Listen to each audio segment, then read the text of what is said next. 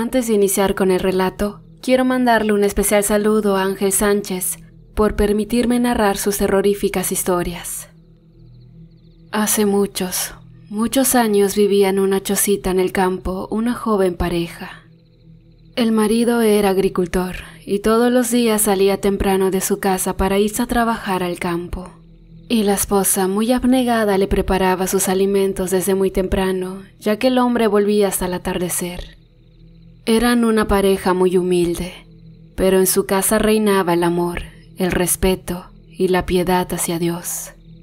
Ocurrió una tarde que cuando el marido volvía del campo, al pasar por un árbol de amate, se encontró con un gato sentado a la mitad del camino. El campesino sintió compasión del animal cuando éste le maulló hambriento. Se acercó para cargarlo y al ver que se estrechaba contra él, decidió llevárselo a la casa. Cuando llegó a la vivienda, su esposa lo recibió con alegría como era costumbre y se sorprendió cuando vio a su marido cargando al animalito. El gato sintió inmediatamente el olor a la comida que la esposa preparaba y saltó a los pies de la muchacha y se restregaba entre ellos. El esposo dijo a su mujer que el gato sería la mascota de la casa y la mujer aceptó contenta. Al día siguiente el esposo se fue al campo y se despidió de su esposa alegremente. Le encomendó siempre tener cuidado ya que se quedaba sola en la casa y por último le pidió que cuidara al gato, que no se fuera a escapar. El marido se fue y la muchacha se dispuso a hacer el oficio del hogar. Cuando llegó la hora de la comida, se sirvió de comer y también le dio al gato que comió hasta saciarse. Por la tarde volvía el campesino y nada más llegó a la puerta, el gato saltó a sus pies maullando lastimero. El hombre, en vez de saludar a su mujer como era de costumbre, lo primero que hizo fue preguntarle si había alimentado al animal, a lo que la mujer asintió con la cabeza, diciendo que sí. El hombre fue a la cocina, tomó unos frijoles y se los puso en un plato al animal, y éste se lanzó a comer vorazmente. El marido se puso serio y le pidió a su mujer que no mintiera, pues según parecía el gato no había comido nada en todo el día. La mujer negó todo aquello, y esa fue la primera noche que discutieron ambos esposos. A la mañana siguiente ya todo había pasado y el hombre se fue a trabajar. La esposa entonces procuró alimentar al gato, antes que nada para evitar el disgusto de su marido. Esa tarde, cuando el hombre volvió se encontró con que el gato cojeaba de una pata. Muy molesto preguntó a la mujer qué era lo que había pasado, a lo que la mujer afirmó no saber nada. Refunfuñando el hombre tomó al animal y se lo llevó a curarlo. Esa noche el hombre no cenó. Así, cada día que pasaba, el hombre se encontraba con una situación que le hacía pensar que su mujer era desagradecida y descuidada. La mujer, por el contrario, trataba de explicarle que aquel animal misteriosamente se las ingeniaba para hacerla quedar mal, a pesar de sus esfuerzos por evitarlo. Pasaron los días y todo en la casa se había vuelto un infierno.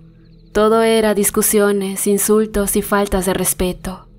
Pero un día de tantos, cuando la esposa se disponía a servirle la comida a su esposo, el gato se le metió debajo de las enaguas y enredándose en sus piernas la hizo tirar la comida encima de su marido. El hombre, enfurecido, agarró a su mujer de los cabellos y le dio una tremenda bofetada. La mujer se quedó tirada en el suelo, llorando. Al día siguiente el marido se fue a trabajar enojado sin despedirse. La mujer no podía creer cómo aquel animal había cambiado tanto a su esposo y cómo se estaba arruinando su matrimonio. Así es que sin pensarlo demasiado, presurosa se fue ese día al pueblo a contarle todo al señor cura. El sacerdote, después de escuchar el infierno que aquella mujer estaba viviendo, recordó un caso similar que él mismo había presenciado hace ya muchos años, y entonces le dio una solución. Le mandó que cortara una vara de Castilla de 5 cuartas, que se la llevara para bendecirla y se preparaba orando a Dios toda esa tarde. Y cuando llegara el marido del trabajo, cerrara puertas y ventanas, buscara al gato y le diera 3 golpes con la vara en el lomo. Y si se trataba de algo maligno, Al último golpe el animal le iba a hablar. La mujer, asustada, hizo todo lo que el cura le había mandado. Consiguió la caña y la llevó para que él la bendijera. Se preparó toda la tarde en un lugar aparte rezando, y cuando llegó la hora de que su marido iba a volver, entró a la casa. El marido volvió muy serio y entró a la casa para sentarse a descansar. Entonces la mujer comenzó a cerrar puertas y ventanas para evitar que el gato se escapara, y cuando estuvo preparada, le dio el primer golpe diciendo: «Yo te expulso de esta casa en el nombre del Padre», y le dio un golpe, del Hijo otro golpe, y del Espíritu Santo, y le asestó el último golpe. El marido, al ver aquello, intentó arremeter contra su mujer, pero justo en ese instante el gato exclamó: «Detente, ya no me azotes más».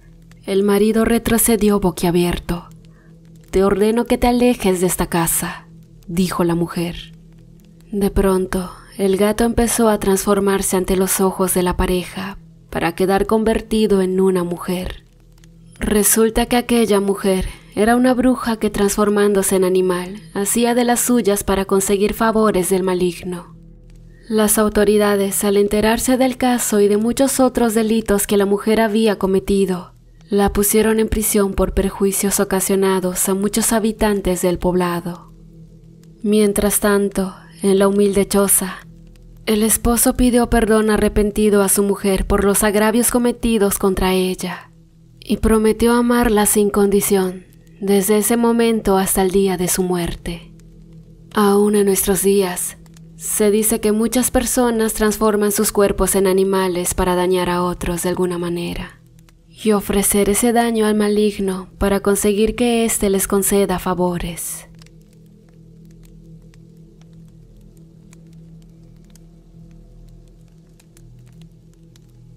Elena y Rosa eran dos hermanas que vivían solas en una vieja casona de adobe cerca de la plaza de un pueblito.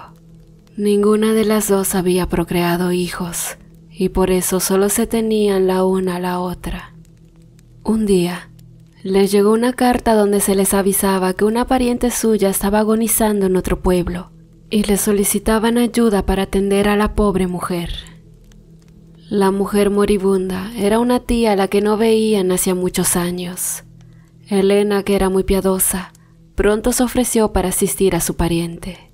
Se preparó y salió advirtiéndole a Rosa que no la esperara esa noche, que volvería hasta el día siguiente.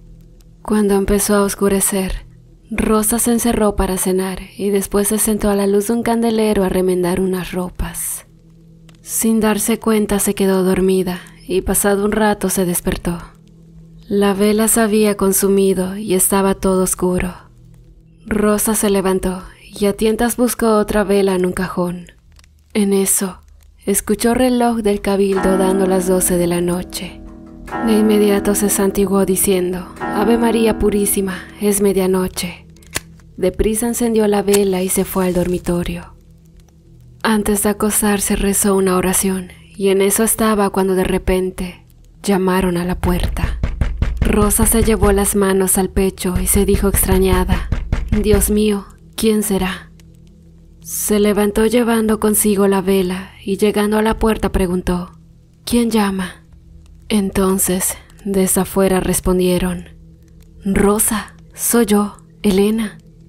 Rosa reconoció la voz de su hermana y quitando la tranca de la puerta la abrió para que entrara. Al abrir, encontró a su hermana ahí parada en la oscuridad. Como el aire casi le pegaba a la vela, Rosa hizo pasar pronto a Elena y cerró la puerta. Ambas se fueron al dormitorio y Elena de inmediato se metió a su cama y se acostó. Rosa de igual manera se acostó a dormir, dejando la vela encendida. Pasado un rato, Rosa se despertó nuevamente al ruido de pasos rondando cerca de ella, y de pronto sintió una presencia acomodarse a su lado en su cama. Rosa pronto exclamó: «Elena, ¿qué sucede?». Pero no recibió respuesta. Entonces, haciendo un gesto de extrañeza, se arropó nuevamente y se dispuso a dormir.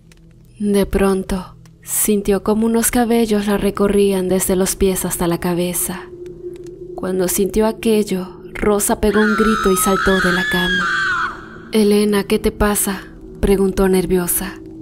Rosa supo de inmediato que aquella mujer a quien había metido a su casa no era Elena. Rápidamente encendió otro candil, al mismo tiempo que en la habitación se escuchó una diabólica carcajada de mujer. Esto hizo temblar de pavor a Rosa, quien trataba de recordar una oración para alejar aquel espanto que se hallaba ahí metido.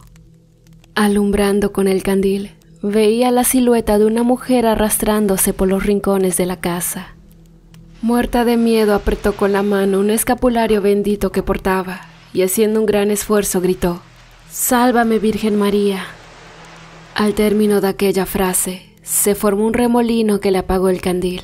Se abrieron las puertas de par en par y se escuchó un tropel que corría hacia la calle. Luego, de inmediato, todo quedaría en completa oscuridad y silencio. Al día siguiente, al mediodía, Elena volvía de su viaje.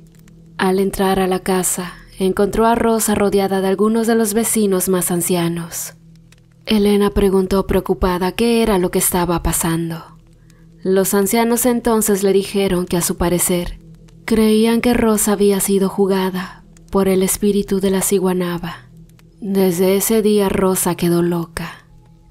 Este es de los pocos casos donde la ciguanaba ha atacado mujeres.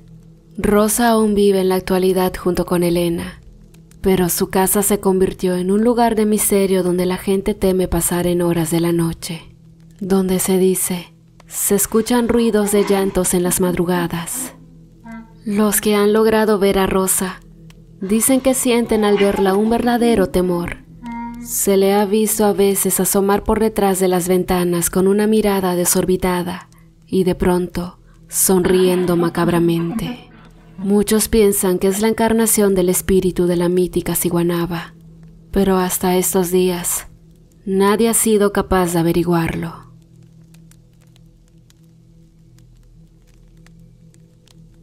Hola, ¿qué tal, querida comunidad amantes del terror? Espero que hayan tenido un excelente y muy bonito fin de semana.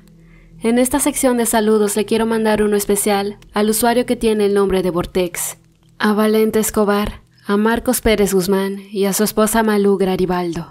Muchas gracias por escucharnos.